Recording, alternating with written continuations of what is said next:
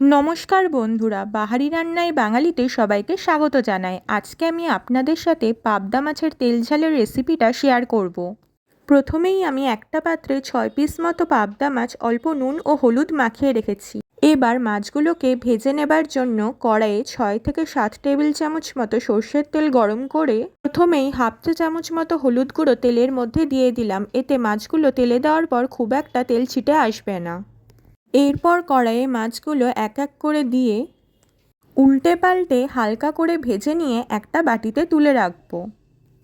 এরপর মশলার মিশ্রণটা আমরা আগেই বানিয়ে নেব। তার জন্য একটা বাটিতে 3 চা চামচ মতো ধনে গুঁড়ো, 1.5 চা চামচ মতো জিরে গুঁড়ো, 1 চা চামচ মতো লাল লঙ্কার গুঁড়ো, সামান্য পরিমাণ হলুদ গুঁড়ো, যেহেতু প্রথমেই তেলের মধ্যে কিছুটা পরিমাণ হলুদ গুঁড়ো দিয়েছিলাম, স্বাদ মতো লবণ, আমি এখানে 1.5 চা চামচ মতো লবণ দিয়েছি, আর 1 চা চামচ চিনি জল দিয়ে ভালোভাবে গুলে নিয়ে মশলার মিশ্রণটা বানিয়ে নিলাম।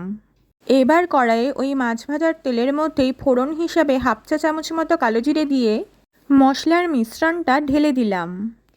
এবার এটাকে ভালোভাবে একটু নাড়িয়ে নেওয়ার পর আঁচ কমিয়ে ঢাকা দিয়ে 5 থেকে 6 মিনিটের জন্য রাখলাম। ঝোলটাকে একটু ঘন বানাবার জন্য ওই মশলার বাটিতেই 2 চা চামচ মতো ময়দা নিয়ে অল্প জল দিয়ে ভালো করে গুলে নিতে হবে। কিছুক্ষণ পর ঢাকা খুলে দেখলাম মশলা থেকে তেল ভালোভাবেই ছেড়ে এসেছে। এরপর ময়দার মিশ্রণটা দিয়ে ভালোভাবে একটু নাড়াতে হবে। ঝোলটা একটু ফুটতে শুরু করলে মশলা ধোয়া 2 বাটি মতো জল দিয়ে দিলাম। পরে আরও হাফ বাটি জল অ্যাড করলাম।